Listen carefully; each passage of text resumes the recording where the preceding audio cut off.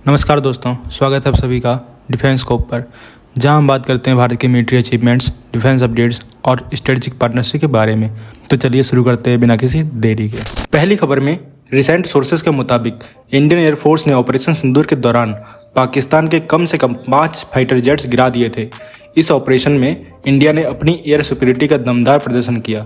Air marshal A K. Bharti ने 12 मई को बताया था कि इंडियन एयरफोर्स के एडवांस एयर डिफेंस सिस्टम्स और फाइटर जेट्स ने कई हाईटेक पाकिस्तानी जेट्स को तबाह कर दिया है। हालांकि उन्होंने एग्जैक्ट नंबर्स बताने से मना कर दिया था, लेकिन डिफेंस पोर्टल सोर्सेज के मुताबिक पाकिस्तान के गिराए गए जेट्स में एक मिराज 5, 2 J-17, एक F-16 और एक अनआइडेंटिफाइड एयरक्राफ्ट शामिल था। सबसे बड़ी बात यह है कि पाकिस्तान के सैप 2000 एरियाई अवाक्स भी डिस्ट्रॉय हुआ है, जो भोलारी एयरबेस पर एक स्ट्राइक में निशाना बना। मिराज 5 एक पुराना 1960 वाला एयरक्राफ्ट है, जो लाइकली इंडिया के सरफेस टू एयर मिसाइल से गिराया गया था। उसके आउटडेटेड सिस्टम्स उसकी सबसे बड़ी कमजोरी बने। 2 J-17 जेट्स को भी इंडिया के रफेल या SU-30 MKI जेट्स ने BVR कॉम्बैट में इंगेज किया या फिर आकाश या S-400 जैसे surface to air missile system से गिराया गया। F-16 जो पाकिस्तान के लिए एक प्रेस्टीज एयरक्राफ्ट माना जाता है, उसका गिरना पाकिस्तान के लिए बड़े झटके से कम नहीं है। ये इंसिडेंट पठानकोट या जम्मू के पास हुआ था। 5वें एयरक्राफ्ट की पहचान अभी कंफर्म नहीं हुई है, लेकिन एक्सपर्ट्स का कहना है कि ये या तो एक J-17 हो सकता है या फिर चाइनीज J-10C। भोलारी एयरबेस पर जो स्ट्राइक हुई थी उसमें सैप 2000 एरियाई अवाक्स को भी टारगेट किया गया था। सैटेलाइट इमेजेस में एक हैंगर के बिल्कुल तबाह होने की इमेजेस सामने आई हैं, जो दिखाती है कि ब्रह्मोस मिसाइल से प्रिसीजन स्ट्राइक किया गया होगा।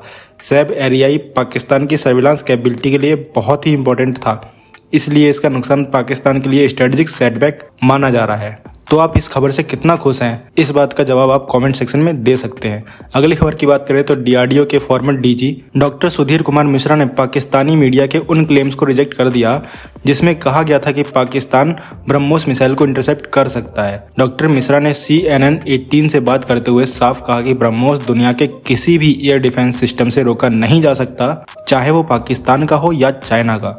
डॉक्टर मिश्रा ने बताया कि ब्रह्मोस की स्पीड मैक 2.8 है, जो साउंड से लगभग 3 गुना तेज है। ये मिसाइल अपने अनप्रेडिक्टेबल ट्रेजेक्ट्री की वजह से रडार्स के लिए डिटेक्ट करना मुश्किल बना देती है। उन्होंने ये भी कहा कि ब्रह्मोस अपने पिन पॉइंट एक्यूरेसी से किसी भी एनिमी बेस को मिनट्स में ख़त्म कर सकता है। ब्रह्मोस की रेंज 300 किलोमीटर से ज़्यादा है और इसके एडवांस वेरिएंट्स और भी दूर तक मार कर सकते हैं। ये मिसाइल लैंड, सी और एयर से लॉन्च की जा सकती है और SU-30 MKI जेट से इसका एयर लॉन्च वेरिएंट इंडिया के पास है। ये मल्टी रोल कैपेबिलिटी ब्रह्मोस को एक डेडली वेपन बनाती है। डॉक्टर मिश्रा ने इस बात पर गर्व व्यक्त किया कि ब्रह्मोस की टेक्नोलॉजी इंडिया रसिया की जॉइंट वेंचर से आई है, लेकिन इसके कोर सिस्टम DRDO और ब्रह्मोस एरोस्पेस ने इंडिया में ही डेवलप किए हैं। उन्होंने ये भी कहा कि अमेरिका के पास भी ऐसी liquid fuelled supersonic cruise missile technology नहीं है। तो आप क्या कहोगे इस खबर के बारे में? उन झूठे क्लेम्स के बारे में कमेंट सेक्शन में आप बता सकते हो। अगली खबर की बात करें तो ग्रीस की हेलेनिक एयरफोर्स ने इंडिया की रुद्रम 1 और रुद्रम 2 मिसाइल में अपनी रुचि दिखाई है, यानी कि इंटरेस्ट दिखाया है। ये missile specially enemy air defence systems को डिस्ट्रॉय करने के लिए डिजाइन की गई है।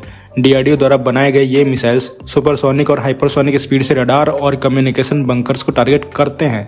इंडिया अपने राफेल और तेजस MK-1A जेट के साथ इन मिसाइल को इंटीग्रेट कर रहा है और ग्रीस भी अपने राफेल फ्लीट के लिए ये इंटीग्रेशन चाहता है। यूरोप के NATO कंट्रीज के पास अभी तक डेडिकेटेड एंटी रेडिएशन मिसाइल नहीं है। फ्रांस और जर्मनी AGM-88 हार्म मिसाइल पर डिपेंड करते हैं और MBDA RJ-10 मिसाइल अभी डेवलपमेंट स्टेज में है। ग्रीस के पास फिलहाल 24 राफेल जेट्स हैं, जो टर्की जैसे रीजनल थ्रेट्स को काउंटर करने के लिए यूज किया जा रहा है। ग्रीस को AGM-88 हार्म का एक एक्सपेंसिव और लिमिटेड ऑप्शन मिलता है, जबकि इंडिया की रुद्रम मिसाइल सस्ती, इफेक्टिव और मल्टी प्लेटफॉर्म कंपेटेबल है। रुद्रम 1 की रेंज 100 से 250 किलोमीटर और रुद्रम 2 की 300 किलोमीटर तक है। ये मिसाइल BDL, BEL और अडानी डिफेंस एंड एयरोस्पेस के द्वारा बनाई जा रही है, जो सप्लाई चेन को भी रिलायबल बनाता है। ग्रीस के लिए ये एक कॉस्ट इफेक्टिव और स्ट्रेटेजिक ऑप्शन बन सकता है, जो उनकी US पर डिपेंडेंसी को कम करेगा। DRDO रुद्रम 3 और ग्राउंड लॉन्च वेरिएंट पर भी काम कर रहा है, जिसका रेंज 550 किलोमीटर तक होगा। अगर इंडिया ग्रीस के साथ डील करता है तो ये इंडिया के लिए एक बड़ी डिफेंस एक्सपोर्ट अपॉर्चुनिटी बन सकती है। अगली खबर की बात करें तो ऑपरेशन सिंदूर के दौरान अपनी जबरदस्त सफलता के बाद इंडिया ने रसिया से और भी ज़्यादा S-400 एयर डिफेंस सिस्टम की डिमांड ऑफिशियली कर दिया। ये वही S-400 है जो इंडिया में सुदर्शन चक्र के नाम से भी जाना जाता है और जिसने पाकिस्तान के ड्रोन और मिसाइल हमलों को रोकने में एक की रोल प्ले किया। इस ऑपरेशन में S-400 ने रियल कॉम्बैट सिचुएशन में अपनी इफेक्टिवनेस साबित कर दी, जहां इसने आने वाली मिसाइल्स और ड्रोन्स को टारगेट करके डिस्ट्रॉय किया था। रसिया द्वारा डेवलप किया गया S-400 दुनिया के सबसे advance long range air defence system में से एक है। ये सिस्टम 600 किलोमीटर तक टारगेट्स को डिटेक्ट कर सकता है और 400 किलोमीटर की दूरी तक उन्हें इंगेज कर सकता है। S-400 की खासियत ये है कि ये अलग अलग प्रकार की 4 मिसाइल फायर कर सकता है, जिससे fighter jets, drone, cruise missile और बैलिस्टिक मिसाइल जैसे मल्टीपल एरियल थ्रेट्स को एक साथ काउंटर किया जा सकता है। इंडिया ने 2018 में रसिया के साथ $5.43 बिलियन का एग्रीमेंट किया था, जिसमें 5 S-400 सिस्टम्स लेने की डील हुई थी। अब इंडिया ने रसिया से और भी S-400 यूनिट्स की मांग की है, क्योंकि बदलते रीजनल सिक्योरिटी डायनामिक्स में इसकी ज़रूरत और भी ज़्यादा महसूस होने लगी है। ऑपरेशन सिंदूर के दौरान इंडियन एयरफोर्स ने S-400 का यूज करके पाकिस्तानी द्वारा किए गए ड्रोन्स और मिसाइल अटैक्स को सक्सेसफुली काउंटर किया था। ये अटैक्स मेनली नॉर्दर्न और वेस्टर्न इंडिया के की लोकेशन को टारगेट कर रहे थे, लेकिन S-400 ने टाइमली इंटरसेप्शन करके क्रिटिकल इंफ्रास्ट्रक्चर को प्रोटेक्ट किया और एनिमी को एक और क्लियर डिटरेंट सिग्नल दिया। पाकिस्तान के क्लेम्स थे कि उन्होंने इंडिया के S-400 सिस्टम को डैमेज कर दिया है, लेकिन इंडिया ने इन सभी क्लेम्स को पूरी तरह नकार दिया और इनफैक्ट प्रूफ भी दे दिया। वो कैसे? इसके जवाब में पीएम मोदी ने बिना किसी प्रायर अनाउंसमेंट के उधमपुर एयरबेस का विजिट किया, जहां उनकी एक इमेज ऑपरेशनल S-400 के साथ रिलीज हो गई। ये विजुअल प्रूफ था जो पाकिस्तान के फॉल्स प्रोपेगेंडा का डायरेक्ट जवाब बना। इंडिया का ये नया रिक्वेस्ट S-400 की वजह से अपने multi layered air defence network को और स्ट्रॉन्ग बनाना है। ये नेटवर्क में इंडिजिनस आकाश और बराक 8 सिस्टम भी हैं, जो S-400 के साथ मिलकर एक पावरफुल शील्ड क्रिएट करते हैं। और तो और S-500 के जॉइंट डेवलपमेंट का ऑफर भी रसिया ने इंडिया को दे दिया है। अगली खबर की बात करें तो पाकिस्तान ने 21 दिन बाद BSF जवान पूर्णम कुमार सौ को इंडिया को वापस कर दिया। ये हैंडओवर 10:30 बजे सुबह पंजाब के अमृतसर डिस्ट्रिक्ट में Attari Wagah joint check post पर पाकिस्तान रेंजर्स द्वारा किया गया। BSF जवान को इंटरनेशनल बॉर्डर के पास पंजाब के फिरोजपुर सेक्टर में ड्यूटी के दौरान पाकिस्तान की टेरिटरी में गलती से घुसने के बाद पाक रेंजर्स ने पकड़ लिया था। ये घटना 23 अप्रैल को हुई थी, जब BSF जवान अपनी ऑपरेशनल ड्यूटी पर था। BSF द्वारा रिलीज की गई इमेजेस में पूर्णम कुमार सौ को बियर्ड में बिखरे हुए बालों के साथ एक डार्क ग्रीन टी-शर्ट पहने देखा गया। हैंडिंग ओवर के बाद BSF ने कहा कि पूर्णम कुमार सौ को पूरा मेडिकल चेकअप और ब्रीफिंग सेशन से गुजारा जाएगा, जिसमें उसे पाकिस्तान रेंजर्स की कस्टडी में बीते 21 दिनों के बारे में डिटेल में पूछा जाएगा।